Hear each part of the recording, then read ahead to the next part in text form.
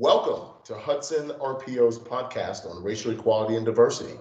Hear from Hudson RPO leaders as they encourage organizations to just start on their D&I journey. Okay, so I am back with Mark Rogers, Casey Butler, and Gary Jones, and we're continuing on a conversation that we started in our last session about various tactics that we are seeing our clients talking about, and in some cases implementing, to deal with racial equity and to try to create a more equitable workforce.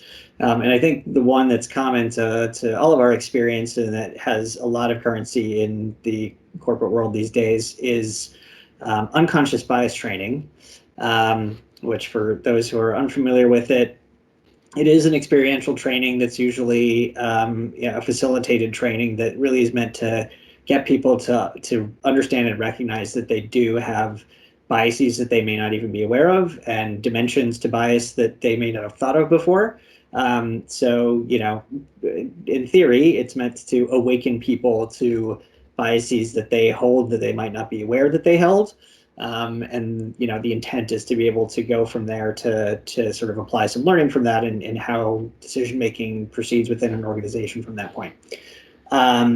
So I think, again, as always, we had a little bit of a pre-discussion about this. And I think we're in agreement that it's more so than some of the things that we talked about last week. There are, some clear benefits to unconscious bias training, but we'll talk about the but in a second. Gary, I think you mentioned, one element of unconscious bias training that as we critique it, that you think is important to not get lost. So I wonder if you might start with sharing that perspective. Yeah, absolutely. Thanks. Hi, folks. Hope the holiday season is going well for everyone. But I wanted to, I guess what we're talking about from an unconscious bias standpoint is that for us, unconscious bias training has been around for a while. So it may seem a little bit remedial, for folks that have done it before. And so people question, how impactful is it? I do think it's a good entry point, Jeremiah, as you mentioned earlier in our discussion before the podcast, because everyone's at different levels. I think that, what's remedial to us may not be remedial for others who have not been exposed to it. So in the sake of casting a wider net and making sure that everyone is involved and making sure that we have a good entry point for all levels, I think that unconscious bias training is probably a good start for some of those folks and some of those organizations that are on the fence. I don't know if you have an example supporting one way or another, Casey, but I know you'd mentioned something too as well.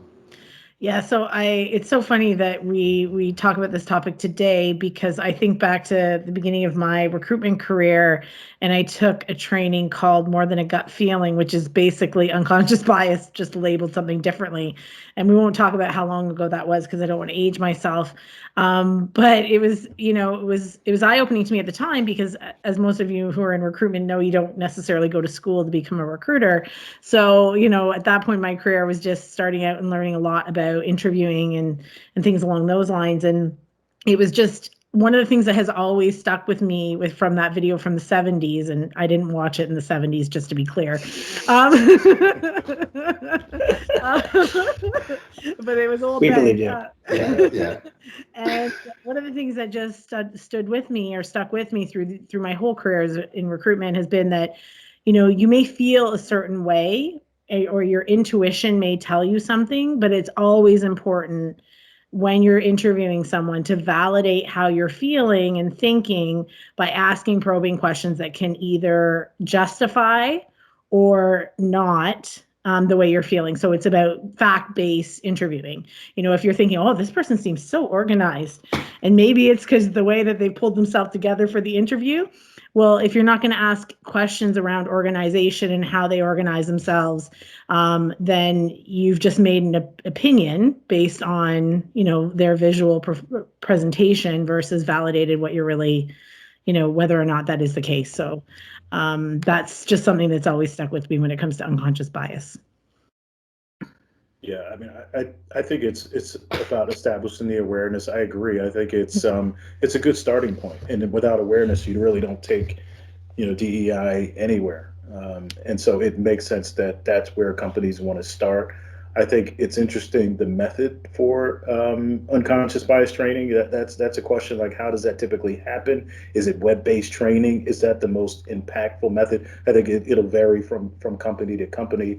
And then what does the follow-up to the training look like, right? It helps to have awareness, but what do you do with that awareness? If it doesn't translate to action and accountability, it's just a good start, and that's probably, where you end.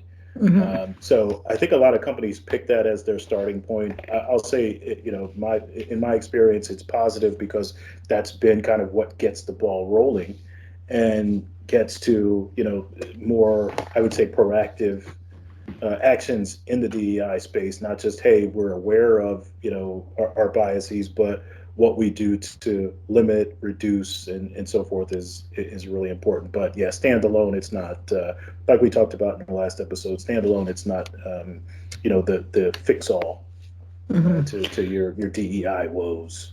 Well, and I think too, when you said what's the follow up to that, I think just to share with some of our readers, for me, I think, once you've done the unconscious bias training, there's a few things that you can do. Like you can create a standardized interview template, which helps with that.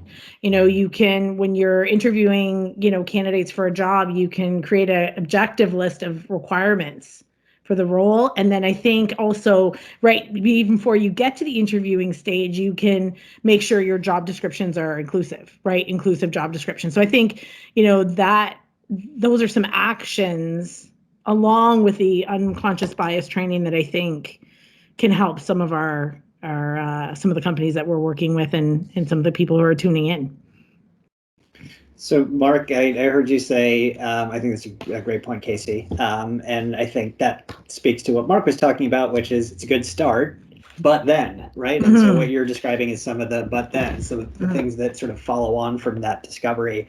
But I think it's important to do the but then, because just the start, even though that's the whole name of our podcast, like implicit is just start and then keep going, right? Like just starting is not enough.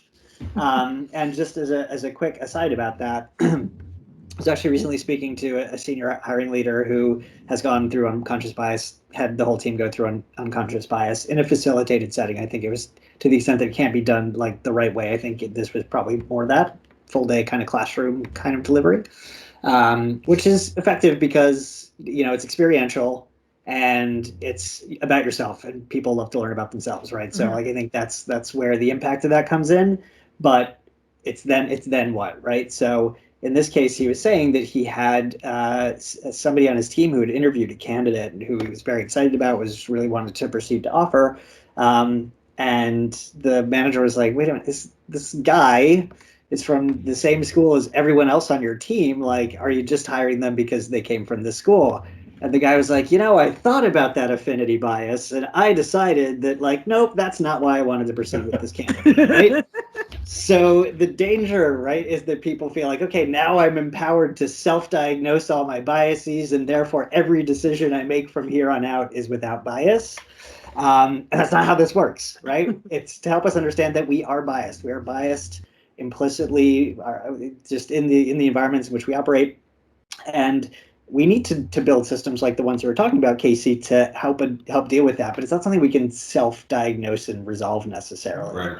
So, curious if anyone has a perspective on that element of this idea of, like, once you identify your biases, you've now solved them. Well, go ahead, Mark.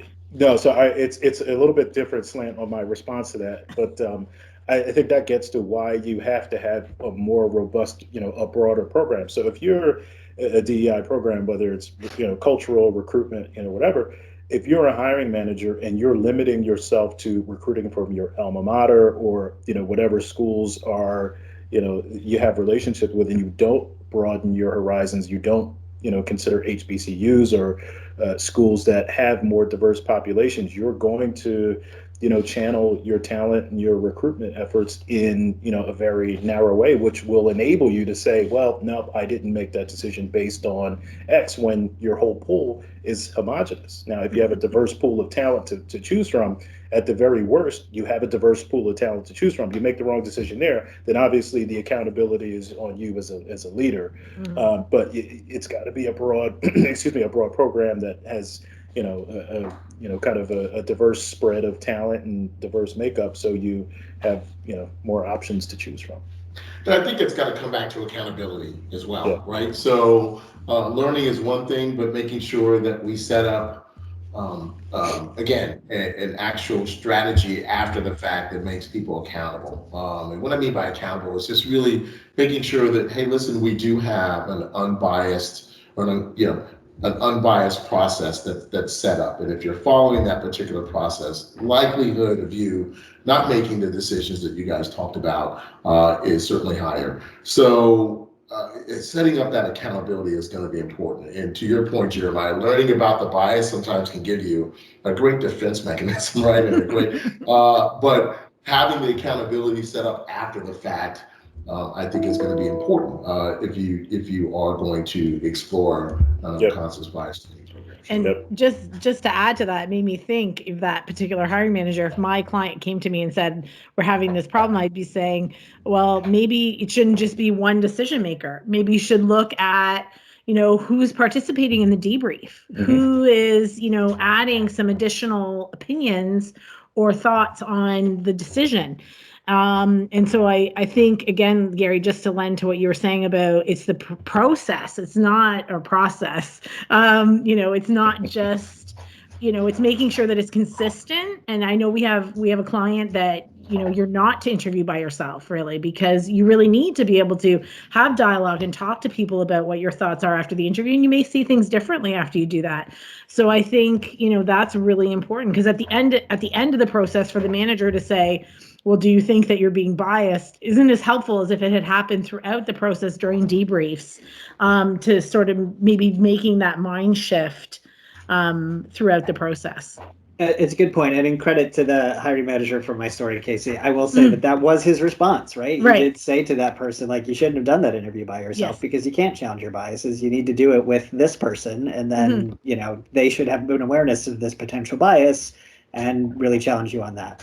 And I think that speaks to what we're talking about here, which is behavior change. And so we talked about in our last podcast as well, that so many of these things are sort of like tactical strategies that get to like things that we can adjust, change, manipulate, make simpler. So we're not saying that's wrong, but we're saying it doesn't get to the fundamental changes in behavior and attitude that really drive change in this space.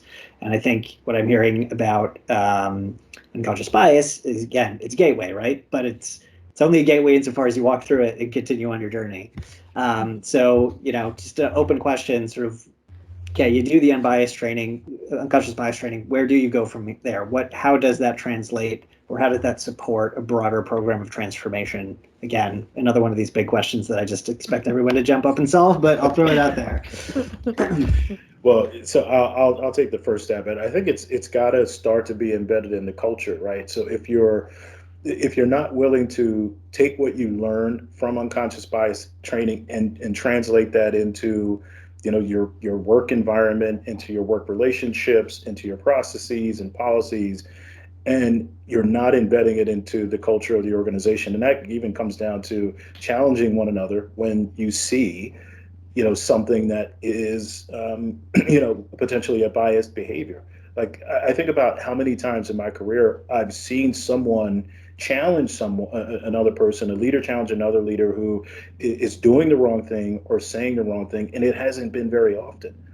And I think partially that's because it's not often embedded culturally into the DNA of the organization. You have your mission, you have your vision, but what is the mission and vision relative to diversity, equity, and inclusion, so people understand it and speak to it, particularly when they see that the vision is not being fulfilled. I think it's got to be embedded into the culture, and that's probably a good start.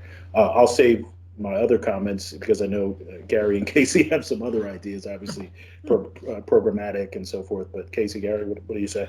I think it's well said. What you said, it has to be ongoing in order for it to be embedded in the culture. It has to be ongoing. I think that when you deal with the type of unconscious bias that we're discussing in your recruitment process, in your interview selection process, the closer that training is to you doing that, the better off it's going to be. As we know, we could do some training on January 13th. Someone's not interviewing until November that year, and those things don't stick. So being able to have an ongoing training regimen, and even maybe a pre-qualification before you start your interview process for your open position to revisit or visit, depending on when you came into the organization, the training that's available, that's there, just so that can be embedded into the organization. It's so interesting that you say that, Gary, because I was thinking as Mark was talking, we, at some of the clients that my team support, the recruiters actually talk about it during the recruitment strategy meeting, and send reminder, like a reminder link to the manager. Here's the link to the training if you haven't taken it recently. This is, the kind of thing that we've been talking about as we talk about the strategy meeting and the diverse slate. When you're having those conversations, I think it's a great opportunity for recruiting professionals to talk about it and call it out right at the get-go and remind everybody that this is the vision of the organization. And this is for organizations that are, maybe a little further along because they actually have a vision, because I'm sure there are people who are listening in whose maybe their organization is very early on in their journey. They may not have, a vision yet, or, values associated with that journey. But it's a great opportunity to, first of all, be consultative with your hiring managers, and then really talk about diversity at every opportunity we get, because we're talking with our managers and we're talking about it with our candidates. So I think that's important. I mean, when you look at it, it's, workplace harassment, there's ongoing education, and it is sometimes a pain for someone to go through, depending on level of role, depending on your training, hours of training every year or consistently, however often, that training looks like for you. But it's certainly the company's dedication to making sure that this is embedded into, what we do, how we behave, and how we act. And I think that the same thing can be true for unconscious bias, diversity, equity, inclusion as a whole. Having that, even though it is painful for some individuals to take, it is something that is got to be embedded into the organization to the point where it's this important. It's not something that's a passing fancy. It's not something where, great, this is the hot topic of the month or the year. This is something that is just as important as some of those other trainings that are dedicated in your everyday and every year process. And I believe that that's what you need to do in order to have that embedded into your workplace. Agreed. Yeah, and then I would say the last thing is the business case. And I think you look at, your diversity and inclusion strategy is kind of like this, kind of phased approach, and you do X, Y, Z, and it's a stepped approach. But the business case, I think, really needs to be reiterated frequently. And I think that's sometimes what gets missed. Gary, before we got on, you were talking about how few in the corporate world view, diversity, equity, and inclusion as a problem. And I think partially that's because many don't really understand the business case for it, and how lack of diversity or presence of diversity either helps or hinders your outcomes, from a business standpoint. And I think companies make a mistake of focusing on the business case as like phase one, as creating awareness, but they're not talking about the continuous impact of not having a diverse workforce, not having diverse policies and processes throughout the cycle of the strategy. I think that's got to be something that you revisit as you talk about your overall business strategy. Great point. So if I'm summarizing what I think I heard in the commentary there, I think fundamentally, diversity transformation is not a one-time event, and therefore any element of the strategy is also not a one-time event. And it does require sustained engagement and re-engagement to start to change some of those behaviors and shift some of those perceptions. And while unconscious bias training can and absolutely probably should be part of that process, it alone can't do all of that work. So that's why we're doing this podcast here, to support the ongoing efforts that flow on from a one-time initiative like that, to make sure that we're empowering people to continue to embed those behaviors and those strategies within their day-to-day. So as always, it's been a great pleasure to speak with you guys. Casey, Gary, Mark, appreciate the time. Good to see you guys. Happy holidays. Yeah. Thanks, guys. Happy holidays. Everybody. Happy holidays. Be safe. Bye. Thank you. Thanks. To speak with any of today's participants about your Just Start journey, email juststart@hudsonrpo.com.